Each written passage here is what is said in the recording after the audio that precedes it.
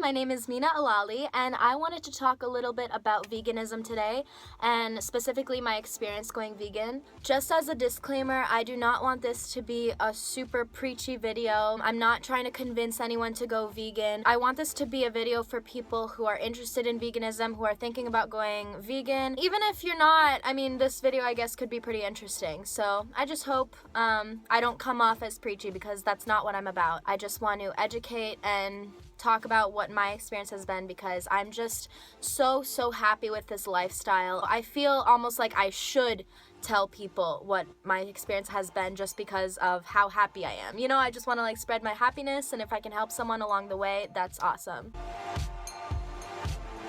So I guess I should start with a background story. I was not even considering veganism or vegetarianism, for that matter, not even 6 months ago. I was living in Iran, which is kind of random and kind of not, just because I'm Iranian and I was spending some time over there. I started eating so much meat just because Iranians, to say the absolute least, eat so much meat, so much dairy, and I guess it kind of came as a shock for my body to go from eating such a minimal amount of meat and dairy products to an abundance, basically. About 2 weeks later, after I had arrived, I really did not feel good. I found it kind of weird that happened. You know, I thought food is not supposed to do that to you. It's not supposed to give you that heavy feeling. I've grown up with the Iranian culture where meat is the base. Like, oh my god, Iranians eat so much meat. And don't get me wrong, I love Iranian food. My body just didn't react well to how much meat I was eating. Out of pure interest, I started researching. It kind of was like this slope thing. I started researching a little on vegetarianism, veganism, and then I just started binge watching a whole bunch of documentaries and films. You know, everything just kind of fell into place. It kind of clicked. So I decided, let me just try cutting out meat and dairy and see how I feel. And I have never turned back. I thought it would be so difficult being in Iran, being surrounded by you know, so much meat and dairy. The most difficult part about it was just telling my family members why I was vegan, what veganism was, in fact. Even vegetarianism, it's not that common in Iran. But besides that, why I was so fortunate was Iran has so many fresh fruits and vegetables. I was eating an abundance of fruits and vegetables, and after 2 weeks, not even 2 weeks, probably like a week later, something just kind of shifted in my body. I no longer had that heavy feeling after a meal. And don't get me wrong, I was eating so much. I would eat like an entire watermelon for breakfast, which sounds insane, but it's like normal to me now. Maybe 3 pounds of peaches before noon. Rice is also very popular in Iran, so I was eating a lot of rice. And the first few benefits that I noticed were, so first of all, my skin, so clear and so soft and smooth. It just looked and felt so much better. So that was, I guess, the first thing. Next thing was my energy levels went way up. I would get up in the morning just like ready to start my day. I just felt better. I don't really know how else to put it. Well, I guess you could say initially I began the vegan lifestyle for health reasons, but I would definitely today say that I'm an ethical vegan, which means I do it for the animals. I'm just telling you now, out of all the research that I've done, this not only benefits yourself, but the animals and the environment as well, which is just 2 major bonus points right there. I don't really want to give you guys all the information, all the facts on veganism. I feel like you guys, if you're interested, you can go do that yourselves. But so here's the ironic part. I was in Iran for about 2 months, and I would honestly say those 2 months were where I was absolute healthiest. And I'll tell you why. It's because so in the US, there are so many alternatives for meat and dairy products that are obviously processed foods, technically healthier than the actual meat and dairy products. But in Iran, there were almost no alternatives. Therefore, I was kind of forced to eat a bunch of fruits and vegetables, which was phenomenal just because they were the whole natural foods. I would say that I eat still a significant amount of raw foods today, but I certainly have incorporated more of the processed food, like tofu and things like that, which is still great for you. But like 90% of my diet was fruits and vegetables, and I felt absolutely phenomenal. One thing that I had in America that I did not have in Iran, which I absolutely adored, were smoothies. Smoothies I found to be such a fast, convenient, delicious way to get in your nutrients. I would pack my smoothies. I would usually have just a giant one for breakfast, maybe a really filling snack. I would put anywhere between 5 and 10 bananas in one smoothie. I would just pack it with a bunch of berries. I would put coconut water, soy milk, almond milk. It was also such a good way to get my greens in, so I would put in some kale and spinach. And the thing is, you don't really taste it, so that's why it's like really cool. I can admit to being one of those people who calorie restricted, who tried dieting, but it was those like fad diets. I think a lot of people can relate to this. Normally when you hear the word diet, I feel like the first thing that comes to mind is restricting, trying to be healthier but in eating less, and I'm so happy that that's not me anymore. I have been eating more than I ever have, and I've lost weight. I'm continuing to lose weight. I get up every morning and I feel like I look better. You know, it just kills me. It really does. It kills me when I see the people who say, oh, I'm just gonna have a little chicken breast for dinner, maybe a glass of milk. Like, oh, no.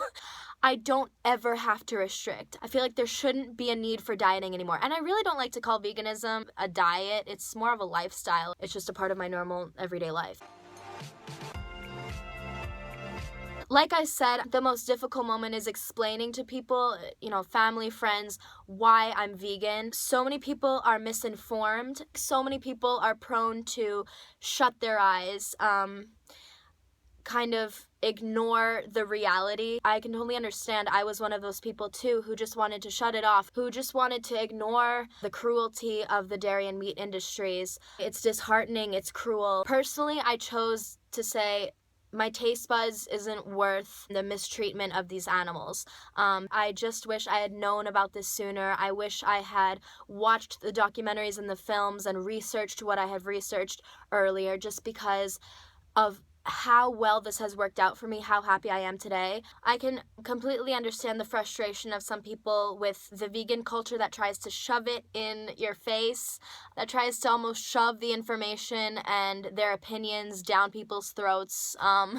It's not cool. I really don't think we should force our opinions on anyone. I have to say, as an animal lover, it is hard to not get upset knowing the realities of the industry. So that's all I have to say about that. But at the core of veganism, the absolute goal, I think, and mindset, it's that we just want to spread compassion and love, and we're just trying to make our footsteps lighter on this earth, you know? So I really think veganism is something positive that shouldn't be looked at as anything but that. I guess that was my emotional spiel.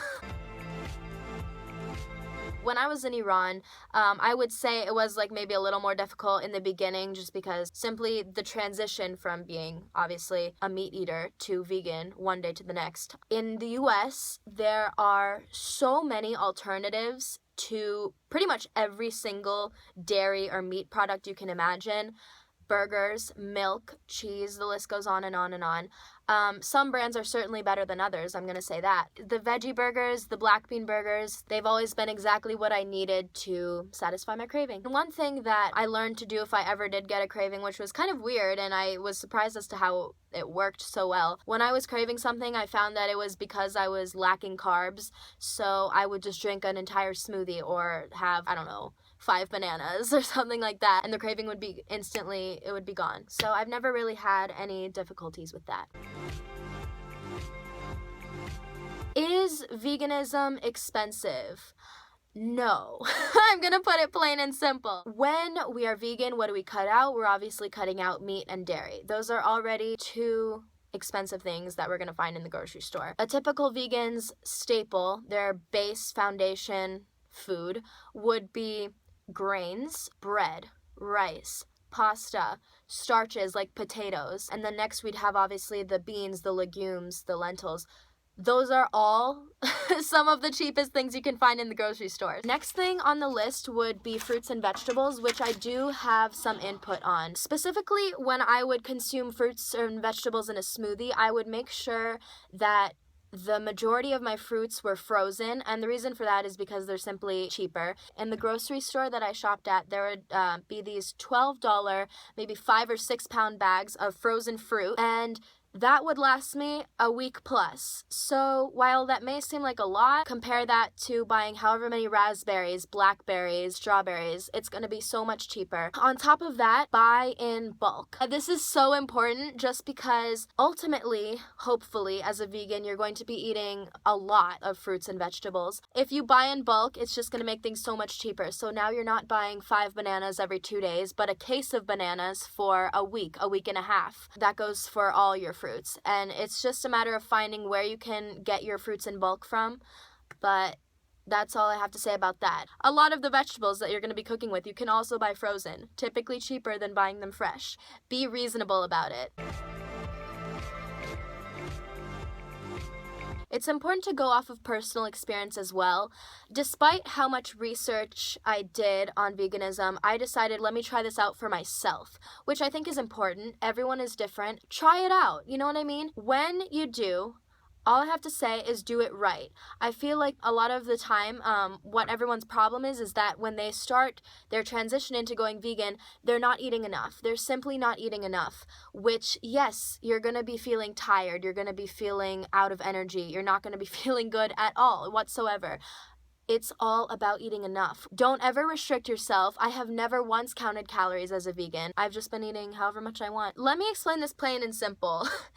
When we're not vegan and we're consuming meat and dairy products, those are pretty calorie-dense foods. So therefore, we're eating a smaller amount to feel more full. When we're vegan, we're not eating those. We're eating fruits and vegetables, which are typically lower in calories, which means we need to eat more of them to feel more full.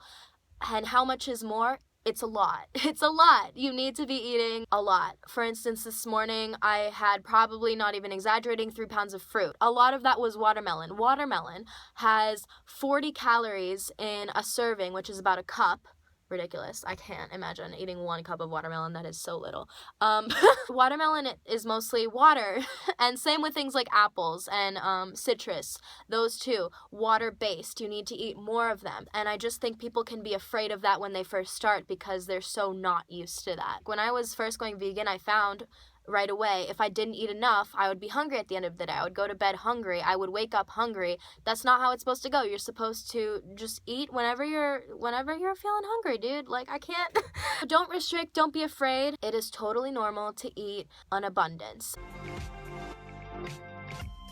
As I said, I watched a lot of films and documentaries, which I'm happy to link below. There was specifically one in particular that really, really changed my view on things, and I wish that was the first one that I watched because that one was incredibly inspiring. It was a speech, it was a presentation form done by this guy named Gary Yourofsky. It's called The Best Speech You Will Ever Hear. Why I liked it so much was Gary has such a blunt and to the point way of speaking, which I really appreciated. I didn't want that wishy-washy, like, oh, if you want to try it out, like, go ahead. He was like, tell it how it is. This is what the reality is. And it was, it was a lot of information condensed into something like 50 minutes, an hour long.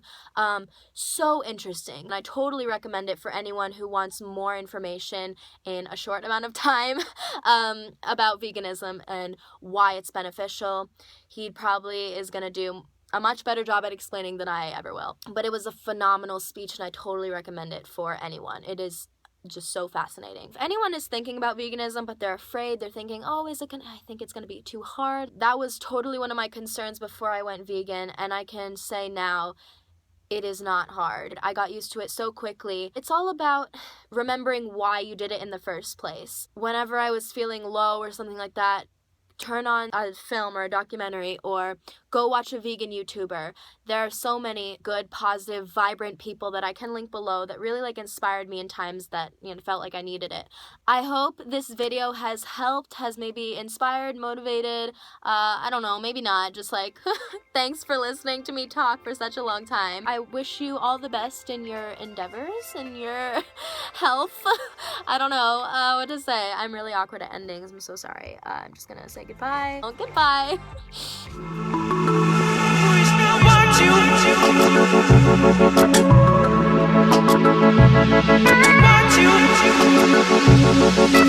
you.